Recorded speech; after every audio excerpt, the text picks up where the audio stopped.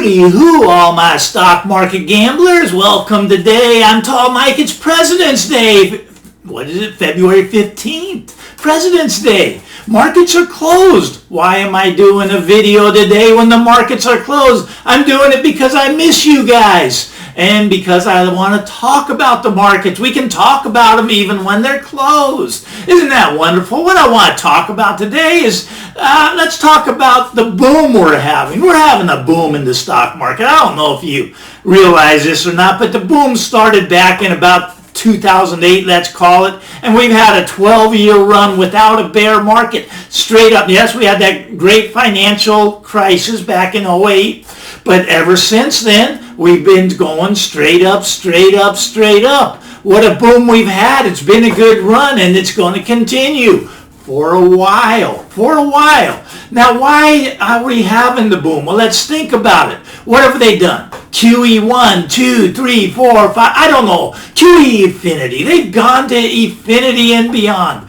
Anyways, they don't call it QE anymore. They call it the stimulus package. Look at, right now we're entering a phase where they're going to be putting about $5 trillion a year directly into the stock market, directly into the financial markets. How do they do this? They do it with stimulus. Biden's getting ready to punch the button on the 1.9 trillion. Okay, back in last year, they punched the button on the 3 trillion. Okay, that's 5 trillion just within the year. That doesn't include our debt. Do you realize we're 28 trillion? $28 trillion in debt. And the Federal Reserve, they have another 7 trillion. All right, so think about it. That's $35 trillion. Trillion. This isn't million. This isn't billion. This is trillion. Now, 35 trillion. Now, it can never be paid back. There's, at least in my opinion, there's no way we can pay this back. But what's going to happen? What's going to happen? Well, they're going to keep putting money into the stimulus packages, 5 trillion at a time, but 5 trillion isn't going to be enough to keep the markets propped up anymore. They're going to have to go to 10 trillion,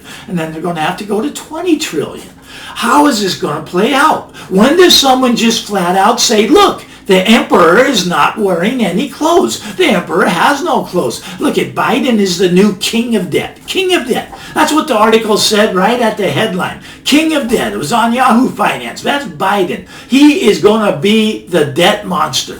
We don't have this money that he's giving out. We don't have this money for the Green New Deal that he wants. We don't have the money. Where does the money come from? It comes from debt. What does debt do? It extends the market. It extends the rally that we have going on. Now, you can look at CNBC all you want. And they're going to say the market's going to continue to go up forever. Now, every now and then you get some contrarians. You got, Harry Dent. Harry Dent's a very smart man. But, he thinks he's too smart. He thinks it's going to end right in April. April's going to be the crash. Look, nobody knows when the crash is coming. I don't know when the crash is coming. I'm a trader. Okay, here's what I do. If the market's trending higher, I find things that I think are going to go up. When the trend shifts, and it will shift, and then you can make a lot of money to the downside. You do this by buying puts. You do this by shorting the market. You can make money to the downside much quicker than you can to the upside. A lot of people don't understand this. They're in 401ks. Now, their 401ks does not allow them to bet to the downside. They're in these financial vehicles where the market has to go up or they lose all their money. And a lot of them are going to lose all their money.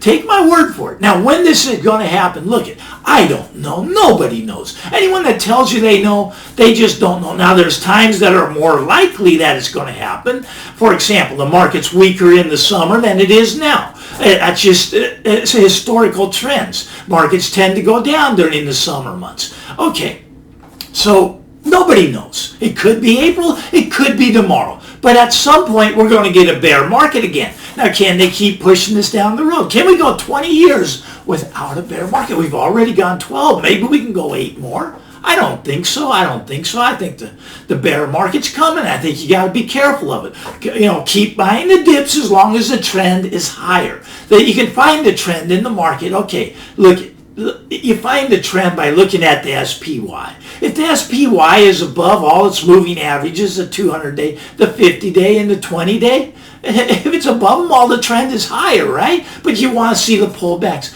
to the 20-day, to the 50-day. You know, someday we're going to pull back to the 200-day, and that'd be a good 20% drop from here. That'd probably put us in a bear market.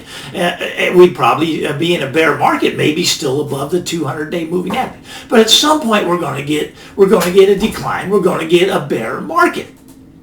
Now, how do you protect yourself from a bear market? Well, you trade. You don't invest, you're a trader. Some of you are not rich enough to be an investor. If you have millions of dollars, sure, you can put it in there and just trade, just invest. That's an investor.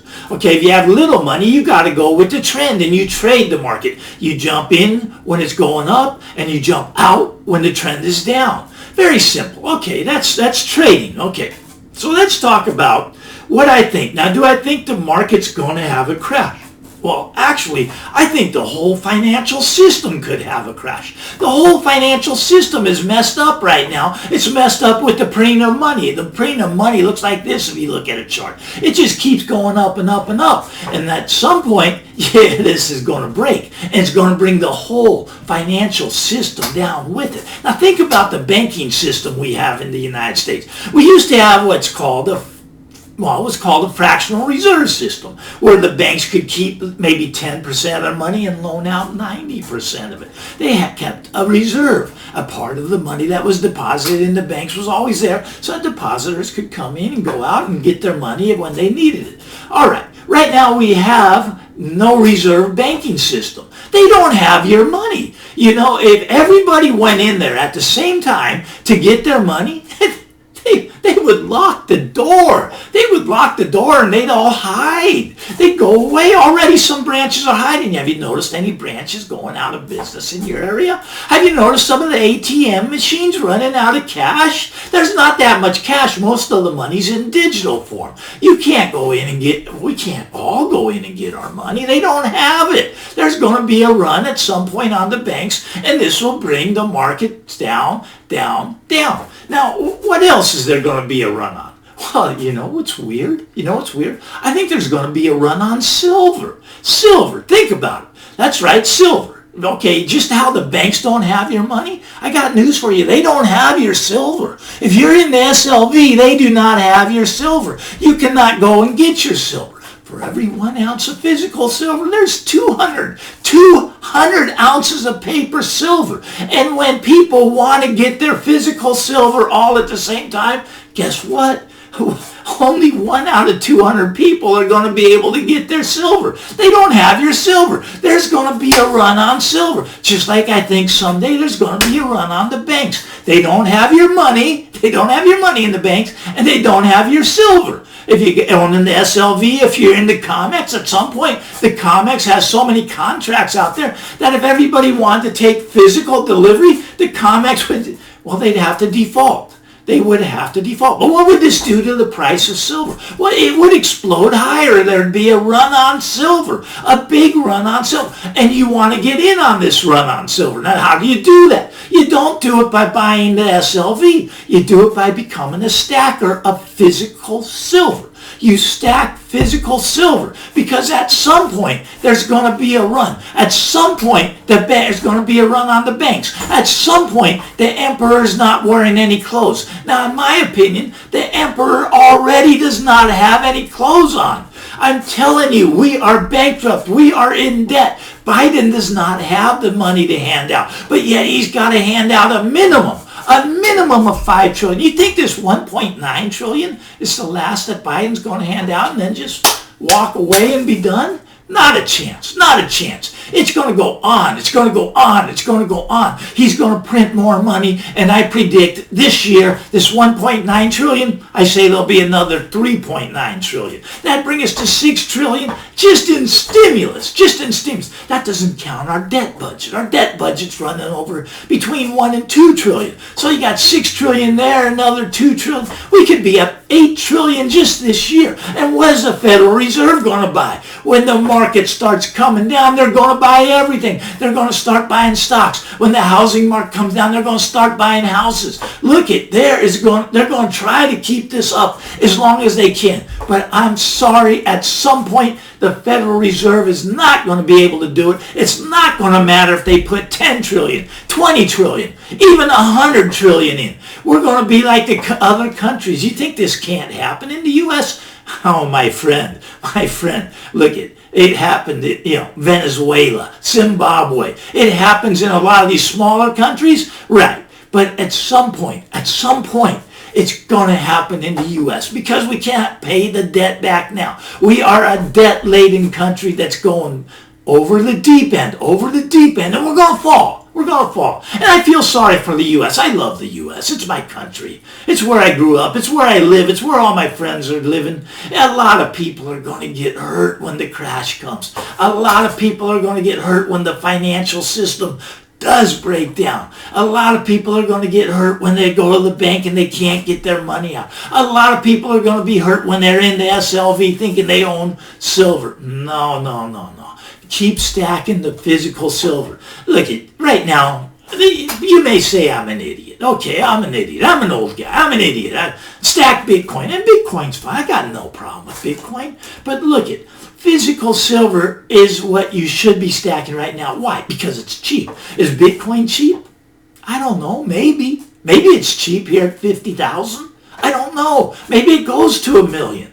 I don't know. But I do know that silver is cheap here. Now there's a spread between the physical silver, which is about $27, and what you have to pay between $35 and $40 just to get that ounce of physical. But pay the premium. It's worth it. You want to stack the silver because at some point, you're going to be thanking me. At some point. It may happen tomorrow. It may happen this year. It may not happen for 4 or 5 years. Nobody knows. Anyone that tells you they know, they don't know. Just be ready, because when it happens, then it's too late. Then it's too late to get that physical silver, because it'll be a silver run that's off to the races. 100, 200, 300, and you won't be jumping in at those prices. You won't be, because it's too late. It's too late. Get to silver now. I'm Tall Mike. I don't like it when the markets are closed. Markets are closed today, but they're back open tomorrow. If you like this stuff, give me the thumbs up. Hit the subscribe button so we can talk more during the week. It's going to be an exciting week, only 4 trading days. Get out there and have some fun today on your day off, and I'll see you later in the week. Bye-bye now.